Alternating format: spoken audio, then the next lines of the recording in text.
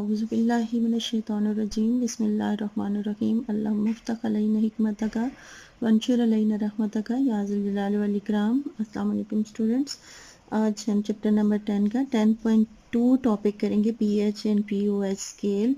Chapter number 10 is acid basis and salts. तो हम pH और पीओएच स्केल जो है इसको पढ़ने से पहले हम देख लें कि हम अपनी डेली लाइफ में जो आप अपने बैग में आपके ज्योमेट्री बॉक्स में ये चीज़ होती है, इसको आप उर्दू में पैमाना और इंग्लिश में स्केल कहते हैं। अब ये स्केल हमारे किस काम आता है, इससे हम जो है ज्योमेट्री में हम लेंथ मेजर करते हैं। ये इसके ऊपर देखें, एक साइड पे ये इंचेस के आपको ये नज़र आ रहे होंगे, 0 से लेकर 6, यानी ये 6 इंचेस का, इससे बड़ा स्केल भी होता है। और आप लैब में आपके पास मीटर रॉड भी होगा जो पूरा मीटर का स्केल होता है। तो ये सारी चीज़ें किस लिए होती हैं, ये इसके डिफरेंट टाइप्स भी होती हैं स्केल की। तो ये किसके लिए होता है, लेंथ मेजर करने के। इस साइड पे देते हैं ये सेंटीमीटर्स के, आपको ये साइन नज़र आ रहे हैं 0 से लेकर 15, इट मीन्स के ये 15 सेंटीमीटर का स्केल है। छोटे स्केल होते हैं, बड़े स्केल्स होते हैं। तो ये स्केल किस लिए होता है, लेंथ को मेजर करने के लिए। आज हमने जो स्केल पढ़ना है वो पीएच एंड पीओएच स्केल है। वो स्केल भी मेजरमेंट के लिए होता है। कोई भी स्केल है जो डिफरेंट, अब आपको डिफरेंट स्केल्स होते हैं जो डिफरेंट क्वांटिटीज़ को मेजर करने के लिए होते हैं। तो ये स्केल आपके पास था, तो इसके आप क्या करते हैं, लेंथ मेजर करते हैं। तो जो पीएच और पीओएच स्केल है वो क्या मेजर करता है, वो मेजर करता है सोल्यूशंस की एसिडिटी या बेसिसिटी, यानी कितना एसिडिक, कोई सोल्यूशन कितना एसिडिक है या कितना बेसिक है। तो उसको एसिडिटी और बेसिसिटी मेजर करने के लिए जो स्केल यूज होता है वो क्या होता है, पीएच एंड पीओएच स्केल होता है। अब इस स्केल पे भी आप देखें, आपको नज़र आ रहे हैं, नंबर्स नज़र आ रहे हैं। इसी तरह पीएच स्केल पर भी नंबर्स होते हैं। इसकी रेंज जो होती है ये डिफरेंट नहीं होती, बल्कि इसकी रेंज जो होती है वो 0 to 14 होती है। इसकी रेंज 0 to 14 क्यों होती है, आगे हम पीएच और पीओएच पढ़ेंगे तो आपको अच्छी तरह से समझ आ जाएगा कि सॉल्यूशंस की जो लेंथ तो जो होती है वो ज़्यादा भी हो सकती है, कम भी हो सकती है, उसकी कोई रेंज नहीं होती। किसी भी चीज़ को लेंथ मेजर करने के लिए डिफरेंट स्केल, छोटे बड़े इस्तेमाल किए जाते हैं। लेकिन पीएच और पीओएच उसकी रेंज ही 0 से लेके 14 तक होती है। सॉल्यूशंस की पीएच जो होती है वो 14 से ज़्यादा नहीं हो सकती और 0 से कम जो है वो नहीं हो सकती। तो 0 से लेकर 14 तक पीएच होती है। दूसरी बात ये होती है कि किसी भी 0, ये पीएच और पीओएच एक दूसरे के रेसिप्रोकल होते हैं। यानी अगर ये यहाँ पर अगर हम पीएच स्केल है, पीएच है, तो यहाँ पे अगर हम पीओएच देखें तो ये रेसिप्रोकल है। ये जिसका पीएच 14 होगा उसकी पीओएच 0 होगी, और जिसका पीएच 0 है उसकी जो है वो यहाँ पर 14 आ जाएगा।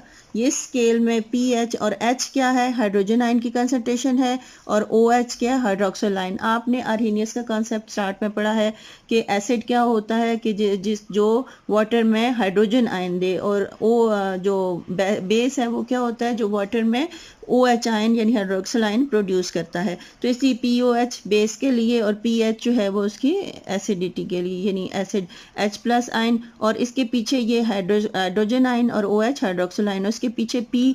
तो P का सिंपली जो मतलब होता है वो होता है, ये जर्मन वर्ड प्रोटन से निकला, इट मीन्स स्ट्रेंथ या पावर। तो ये स्ट्रेंथ के लिए यूज़ होता है कि इसकी पावर कितनी है या स्ट्रेंथ कितनी है, किसकी, हाइड्रोजन आयन की।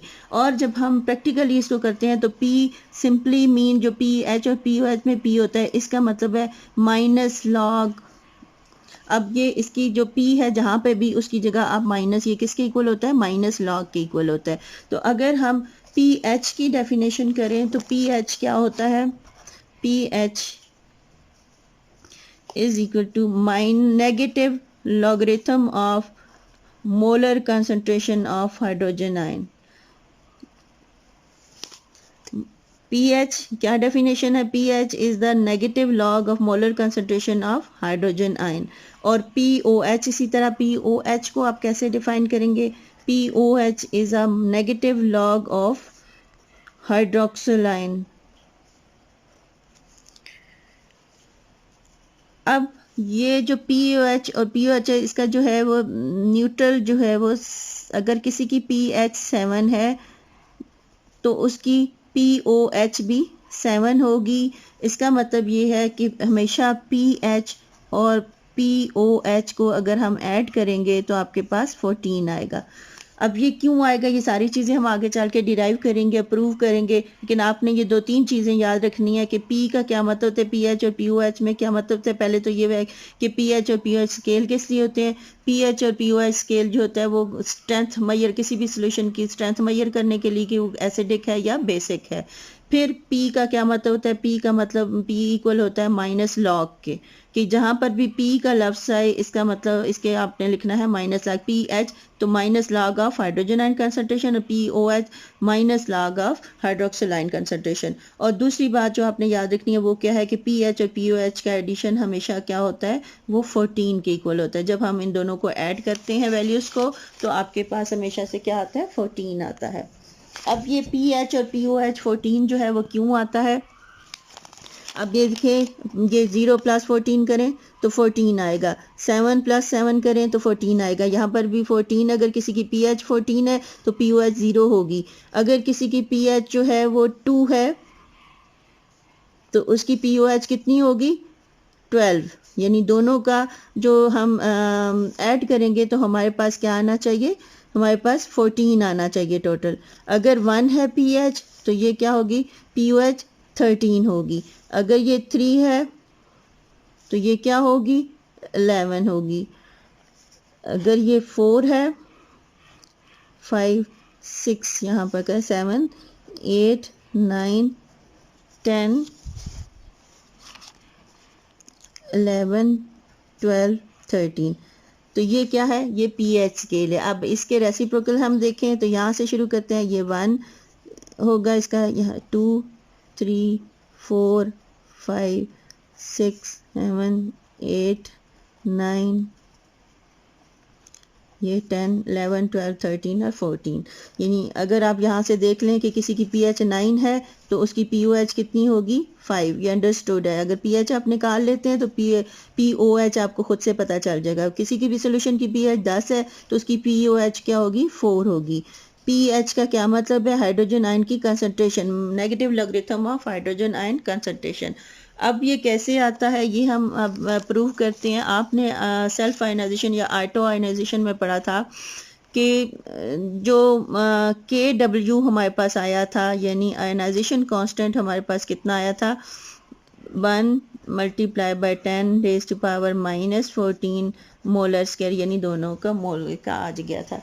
तो हमने कहा था कि वाटर जो है वो वीक इलेक्ट्रोलाइट है, तो ये एक्सपेरिमेंट से प्रूव किया गया है। हमने ऑटो आयनाइजेशन में पढ़ा था कि अगर हमारे पास वाटर में मॉलिक्यूल हो, ये हमारे पास वाटर है और इसमें हमारे पास हैं 10⁻7 मॉलिक्यूल्स। ये हमारे पास इतने मॉलिक्यूल हैं, यानी 10⁻7 1 2 3 4 5 6 7 इतने मॉलिक्यूल्स हों तो उसमें से सिर्फ एक मॉलिक्यूल जो है वो होगा हाइड्रोजन आयन, उसमें मौजूद होगा। सिर्फ एक जो है वो मॉलिक्यूल जो है, अगर हमारे पास इतने मॉलिक्यूल हो तो उसमें एक हाइड्रोजन आयन और उतने ही आपके पास हाइड्रोक्सिल आयन भी उतने ही होंगे। इसका मतलब है कि हमारे पास हाइड्रोजन आयन कंसंट्रेशन वाटर में, और ये जो है ये सिर्फ आप ये याद रखना है कि ये 25 डिग्री सेंटीग्रेड के ऊपर होता है। 25 डिग्री सेंटीग्रेड में वाटर में हाइड्रोजन आयन की जो कंसंट्रेशन होती है वो क्या होती है, 10⁻7। यानी अगर हम इसको करें तो ये होता है 1/10⁻7, यानी इतने मॉलिक्यूल्स में से सिर्फ एक मॉलिक्यूल हाइड्रोजन आयन का होता है। अगर इतने मॉलिक्यूल आपके पास वाटर है तो उसमें से सिर्फ एक मॉलिक्यूल, अगर हम OH की हाइड्रोक्सिल आयन की बात करें तो वो भी सेम उसकी कंसंट्रेशन जो OH- और H+, तो वो भी होता है 1/10⁻7।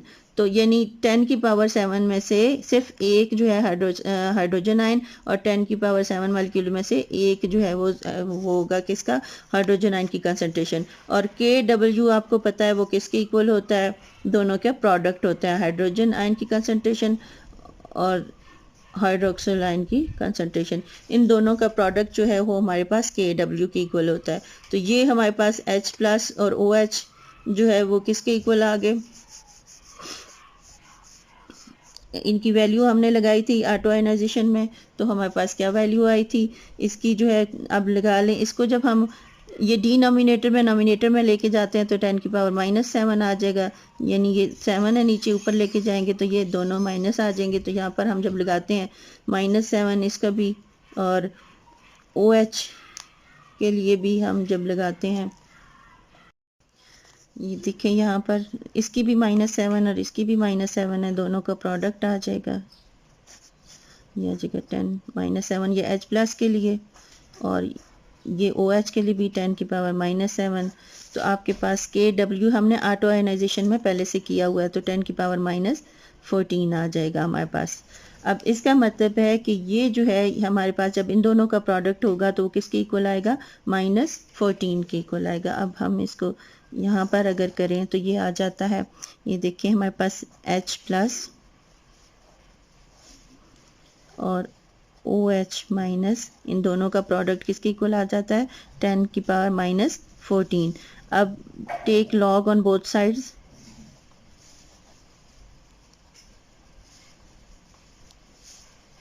आप यहाँ पर भी ले लें लॉग, कि माइनस लॉग लें, माइनस लॉग, तो minus log of H+ into OH minus is equal to minus log of 10⁻14। हमने दोनों साइड्स पे क्या किया, सिंपली लॉग ले लिया। अब लॉगरिथम आपने मैथ में किया हुआ है, जब इसको हम लिखते हैं तो ये प्रोडक्ट हो तो ये क्या होता है, प्लस में चेंज हो जाता है। हम इनको अलग अलग करके लिखते हैं तो ये आ जाएगा minus log of H+ plus minus log of OH minus is equal to, यहाँ पर आप ये देखें आपके पास जो पावर होता है वो कोएफिशिएंट में आ जाता है, यानी पहले आ जाता है, तो हमारे पास आ जाएगा -14 log ऑफ 10।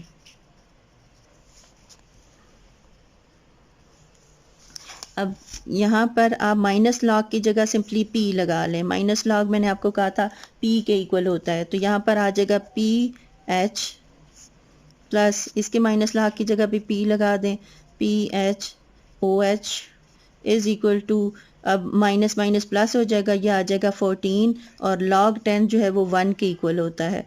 log 10 किसके इक्वल होता है, log 10 की value always is equal to 1।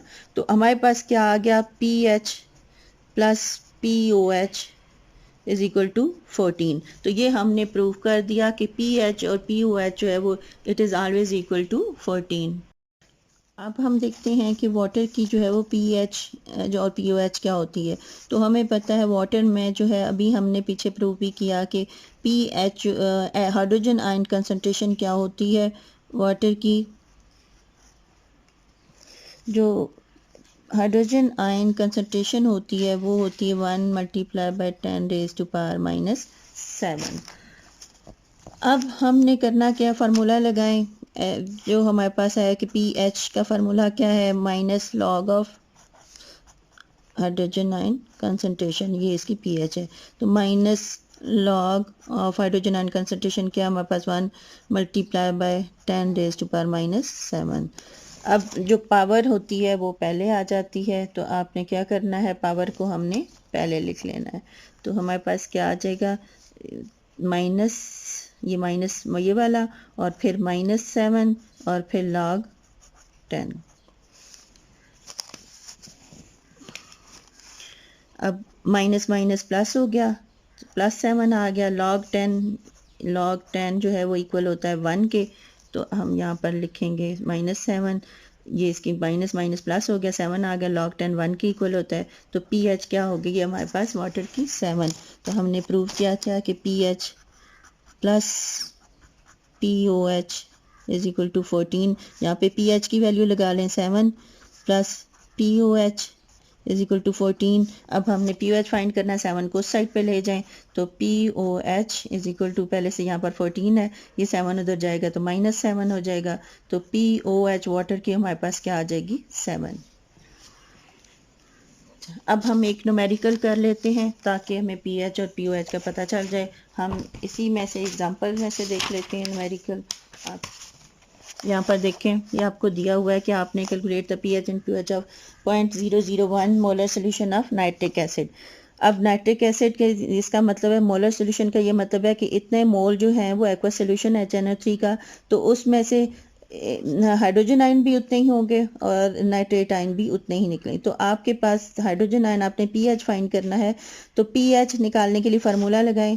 अब पहले फार्मूला हाइड्रोजन आयन कंसंट्रेशन हमें इस फॉर्म में दी हुई है, ये फ्रैक्शन की फॉर्म में, हमने इसको पावर की फॉर्म में ले लेना है। ये 0.003 है, आप इसका पॉइंट हटाएं, उसके बाद जितने डिजिट होते हैं डिनोमिनेटर में 1 के साथ उतने जीरो लगते हैं। ये देखें 1 2 3, पॉइंट के बाद 3 डिजिट्स हैं, तो 1/1 के साथ 3 आपने जीरो लगा देने हैं। तो ये कितना आ गया, अब ये 10 की पावर 3 आ गया। ये 10 की पावर 3 यानी 1 के साथ 3 जीरो हैं। जब हम इसको डिनोमिनेटर से न्यूमरेटर में लेके जाते हैं तो पावर के साथ साइन जो है वो चेंज हो जाता है, नीचे प्लस था तो ऊपर जाएगा, तो 10 की पावर -3 आ गया। अब पीएच का फार्मूला लगा ले, minus log of hydrogen ion concentration. अब minus log of hydrogen ion की कंसंट्रेशन की वैल्यू लगाएं 10 की टेस्ट पावर -3, तो ये पावर कोएफिशिएंट में आ जाता है, तो पावर को यानी पहले आ जाता है, नीचे लिख लेते हैं। तो -3 लॉग को जब खोलते हैं तो हमेशा -3 पहले आ जाएगा। ये माइनस फार्मूला वाला लगाएं, उसके बाद -3 ब्रैकेट में, क्योंकि दोनों साइन साथ आ गए हैं इसलिए ब्रैकेट लगा लिया।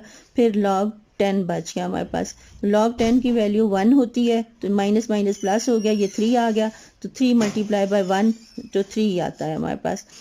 अब हमें पता है कि पीएच प्लस पीओएच 14 के इक्वल होता है, तो हमने पीओएच को करने के लिए हम पीएच की पहले वैल्यू लगा लें। पीएच की वैल्यू कितनी आती है यहाँ पर लिखें, ये पीएच की वैल्यू हमारे पास कितनी आई थी 3 plus POH is equal to 14। अब POH को इधर ही रहने दें, 3 को उधर ले जाएं तो ये माइनस हो जाएगा, तो यहाँ पर 14 -3 आ जाएगा, 14 में से 3 माइनस के 11, तो इसका POH हमारे पास आ गया 11।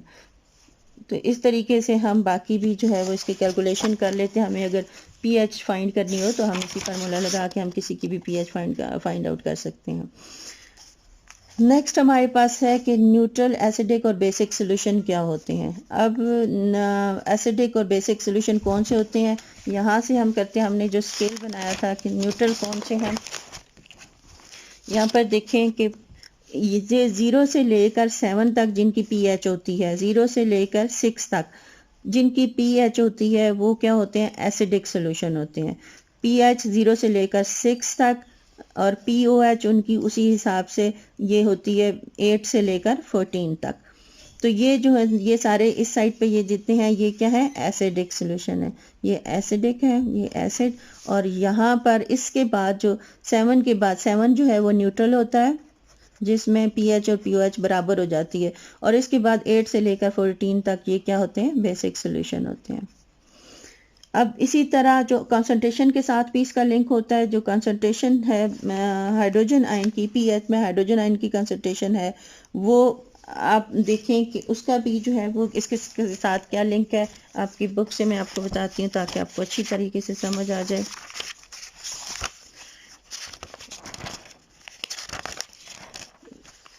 ये देखें, ये पीएच का दिया हुआ है। पीएच जो है वो 0 से लेकर 7 तक जिनकी होती है, आगे देखें उनकी पीओएच इधर ऊपर ही दी हुई है। अगर 0 पीएच है तो पीओएच 14 है, अगर 1 है तो पीओएच 13 होगी, यानी दोनों का जो है वो ऐड करेंगे तो हमारे पास टोटल 14 आना चाहिए। अब ये कॉन्सेंट्रेशन हाइड्रोजन आयन की कॉन्सेंट्रेशन का क्या लिंक है, अगर पीएच 1 है तो उसकी कॉन्सेंट्रेशन 10⁻⁻1 होगी, अगर पीएच 2 है तो उसकी कॉन्सेंट्रेशन हाइड्रोजन आयन की 10⁻⁻2 होगी। यानी ये जो आपकी पीएच है ये किस तरह रिलेटेड है कि ये अगर 2 है तो हाइड्रोजन आयन की कंसंट्रेशन यहाँ पर हम लिख लेते हैं, हाइड्रोजन आयन कंसंट्रेशन। अब ये क्या होगी, अगर ये 1 है तो ये क्या होगी 10⁻⁻1, 2 है तो 10⁻⁻2, 10⁻⁻3 -4, इसी तरह कंटिन्यू आ गई, ये सारे इसी तरह होगी। कंसंट्रेशन -1 है तो उसकी पीएच क्या आएगी 1, कंसंट्रेशन 10⁻⁻2 है तो उसकी क्या आएगी, pH 2 आएगी।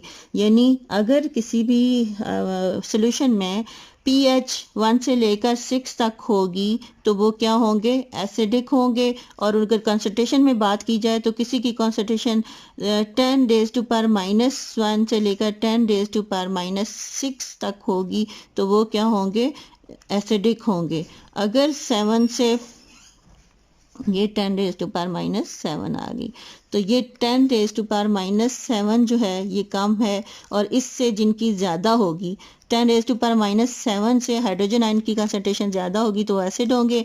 10 रेज़ टू पावर -7 से जिनकी हाइड्रोजन आयन कंसंट्रेशन कम होगी तो वो बेसिक होंगे, क्योंकि आपने पढ़ा कि जो एसिड होते हैं वो हाइड्रोजन आयन देंगे, तो ज़ाहिर है हाइड्रोजन आयन जिसमें ज़्यादा होंगे वो एसिड होगा, जिसमें हाइड्रोजन आयन कम होंगे वो बेसिक सोल्यूशन होगा।